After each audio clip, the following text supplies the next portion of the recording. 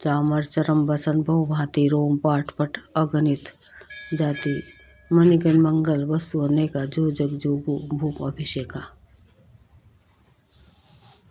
चमर मृग चर्म बहुत प्रकार के वस्त्र, असंख्य जाति के ऊनी और रेशमी कपड़े, नाना प्रकार की मणियाँ, रत्न तथा और भी बहुत सी मंगल वस्तुएं जो जगत में राज्य अभिषेक के योग्य होती हैं, सबको मंगाने की उन्होंने आज्ञा दी।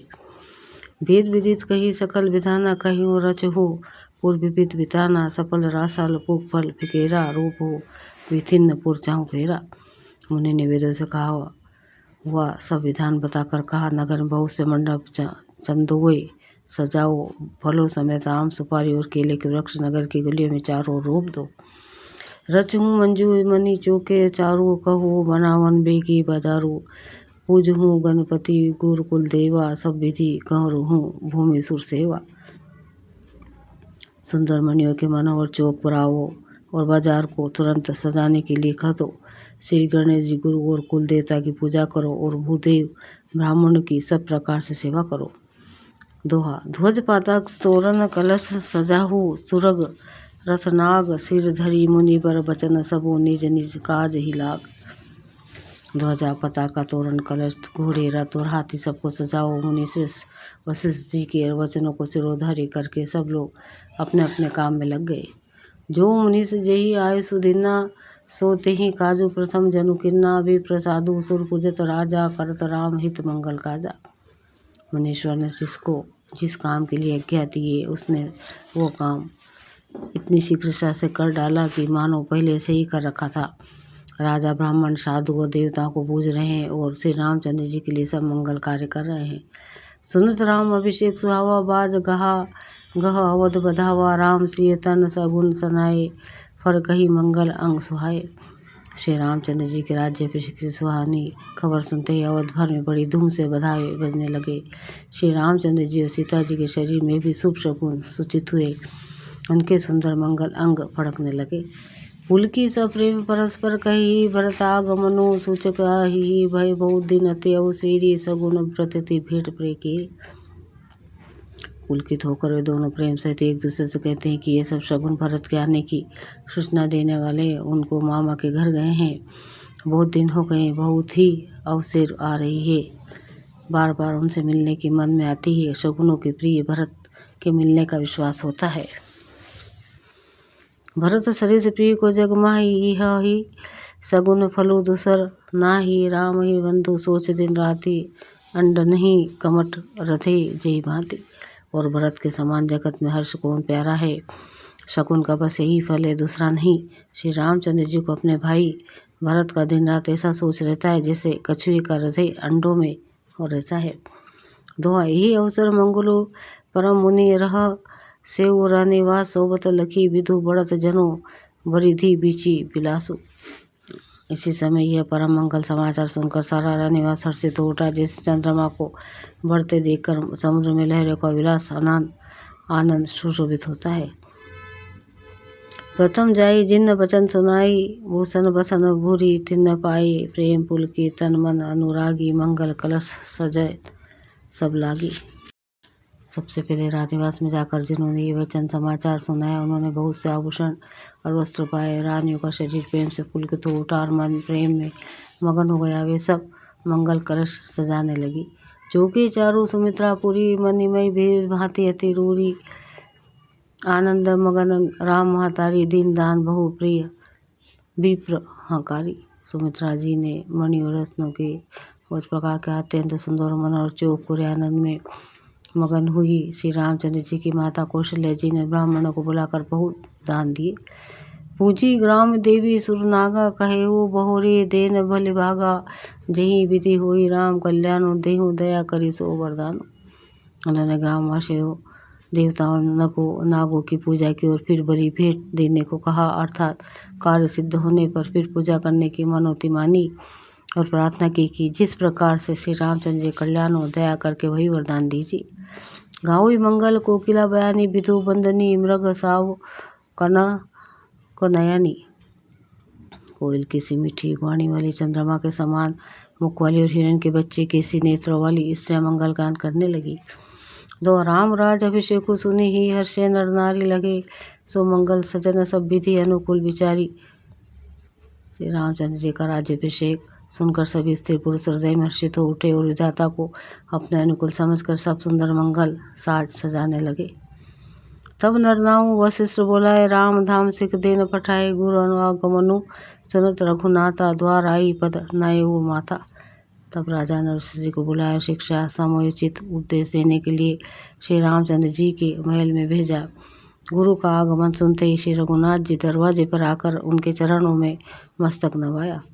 सादर अर्घ देई घर आने, सौरभ भांति पूजे सन्माने, गए चरण सिंह सहित बहोरी, बोले रामू कमल कर जोरी।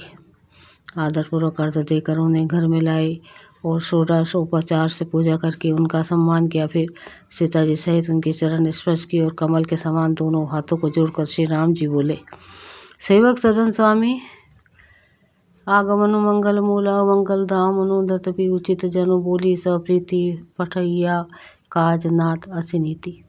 यद्यपि सेवकों के घर स्वामी का पधारना मंगलों का मूल और अमंगलों का नाश करने वाला होता है, तथापि हे नाथ उचित तो यही था कि प्रेम पूर्वक दास को ही कार्य के लिए बुला भेजते, ऐसी ही नीति है। प्रभुता तजी प्रभु किन्ने सनैव भयु, पुनित आजु यह गेहूँ, आय सो होई सो करो को साई, सेवकु लहई स्वामी सेवकाई। परंतु प्रभु आपने प्रभुता छोड़कर स्वामी यहाँ पधार कर जो इसने किया, इससे आज यह घर पवित्र हो गया। गोसाई हे गोसाई, अब जो आज्ञा हो मैं वही करूं, स्वामी की सेवा में ही सेवक का लाभ है। दोहा सुनी सने सने बचन मुनि, रघुबर ही प्रशंस, राम कसना तुम कहो हंस बस अवतंस। श्री रामचंद्र जी के प्रेम में सने वचनों को सुनकर मुनि वशिष्ठ जी श्री रघुनाथ जी की प्रशंसा करते हुए कहा, हे राम भला आप ऐसा क्यों न कहें, आप सूर्यवंशी के भूषण जो हैं। बरनी राम गुण सिलु स्वभाव, बोले प्रेम पुल की मुनि राहु, वो सन सजीव अभिषेक समाजु, चाहत देन तुम ही जुबराजु।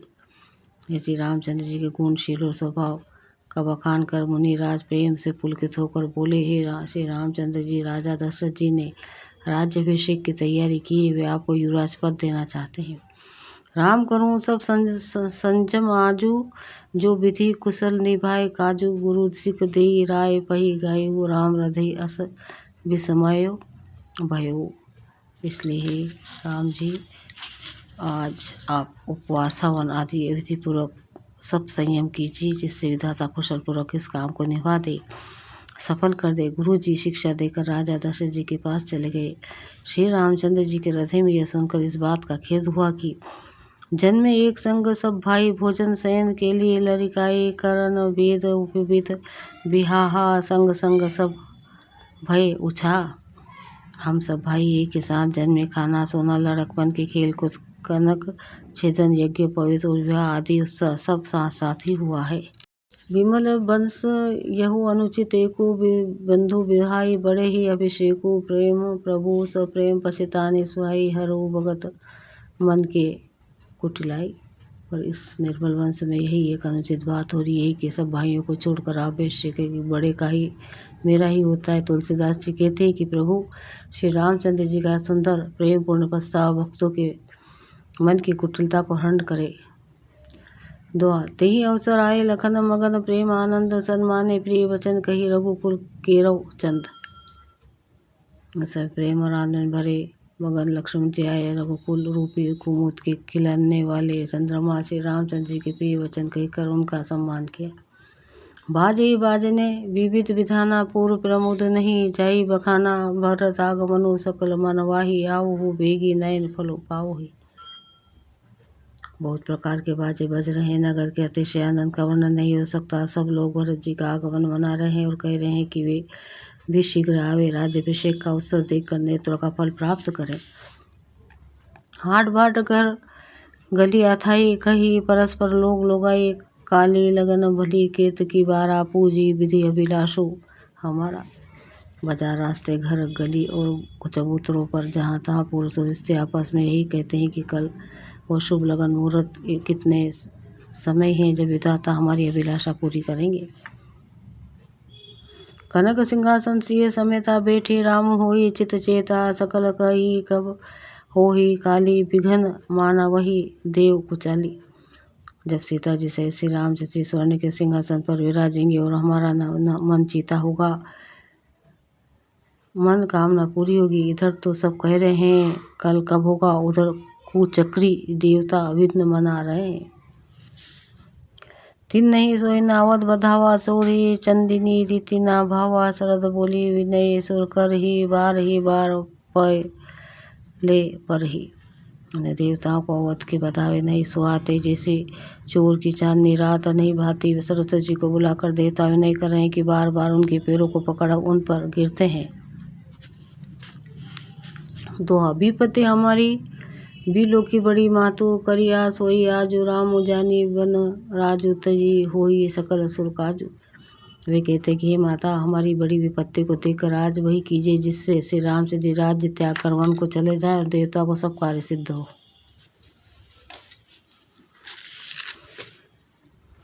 वाह प्रभु। सुनी सुर विनय ठाठी पछताई ताती भाई ये सरोज भी पिनहि मराती। देखी देव पुनि कही निहोरी मातु तुही नाही थोरी ओ कोरी। देवता को इनते सुनकर सरस्वती जी खड़ी खड़ी पछता रही है कि हाय, मैं कमल वन के लिए हेमंत ऋतु की रात हुई। उन्हें इस प्रकार पछताते देखकर देवता फिर विनय करके कहने लगे, हे माता, इसमें आपको जरा भी दोष ना लगेगा। विस्मय हरस रहित रघुराऊ तुम जानो सब राम प्रभाव। जीव कर्म बस सुख दुख भागी जाइए अवध देव हित लागी। श्री रघुनाथ जी विषाद और हर्ष से रहित थे। आप तो श्री राम जी के सब प्रभाव को जानते ही हैं। जीव अपने कर्म से सुख दुख का भागी होता है, अतएव देवताओं के हित के लिए आप अयोध्या जाइए। बार बार गही चरण संकोची चली बिचारी विभूत मति पोची। ऊंचो निवासो नीची करतूती देखे न संकही पराय विभूति। बार बार चरण पकड़ देवताओं ने सरस्वती संकोच में डाल दिया। तब वह यह विचार कर चली कि देवताओं की बुद्धि ऊंची है, इनका निवास तो ऊंचा है पर इनकी करनी नीची है। ये दूसरे का ईश्वर नहीं देख सकते।